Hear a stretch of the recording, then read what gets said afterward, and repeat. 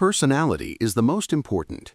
We want to see such a person who has been developed in a balanced manner, large-hearted, high-minded, skilled in action. What is needed is such a person whose inner being intensely feels the sorrow and suffering of the world. And we want such a person who not only can feel, but also can grasp the meaning of the essence of things, who dives deeply into the core of nature and intellect. We need such a person who does not stop there, but who wishes to transform that feeling into real action. This kind of coordination of the brain, heart, and hands, this is what we desire. Look at what is happening around us. It seems that throughout the world there is a process of influence spreading. A part of our energy is spent in protecting our own body, and every remaining drop of energy is constantly being spent day and night in influencing others. Our body, our qualities, our intellect, and our spirituality, all of these are constantly exerting influence on others. On the other hand, in exactly the same way, we are also being influenced by others. This is happening all around us. Let me give a simple example. Someone may come whom you know to be very learned and whose speech is pleasant. He speaks with you for an hour, but he fails to leave any impression on your mind. Another person comes and speaks only a few words, not even in well-organized language, perhaps even with grammatical mistakes. Yet despite that, he leaves a deep impression on your mind. Many of you have noticed this. Therefore, it is clearly understood that words alone cannot always make a mark. In influencing people, language, even thought, works only 1/3, while the remaining 2/3 is done by the person himself. What is meant by the attraction of personality, that is what goes outward and influences you. In all our families there is a head.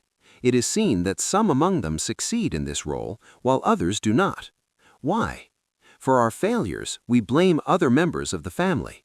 Whenever we fail, we say, "It happened because of so-and-so."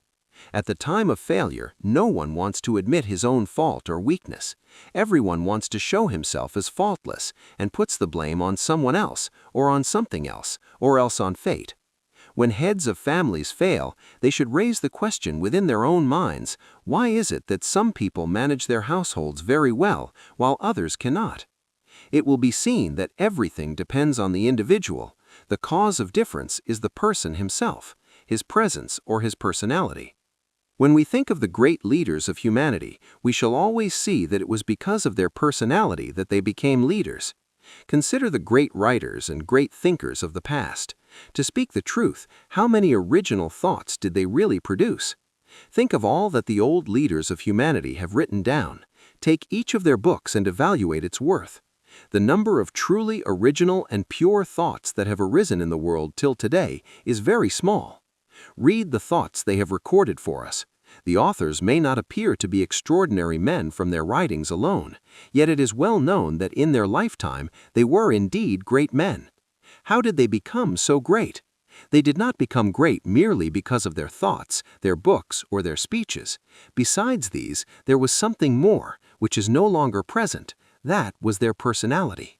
As I have already said, in this matter, 2/3 of the influence comes from the personality of the individual, and 1/3 from his intellect and speech. Within each of us, the real person, the true personality, does the actual work. Our actions are only its external expression. If the person exists, the action will inevitably happen. The effect must follow the cause. The ideal of all kinds of education and all forms of teaching should be to build the inner person. But instead of that, we are always busy polishing and decorating the outer surface. If nothing remains inside, then what is the use of increasing the external glitter? The purpose and goal of all education is to uplift the human being.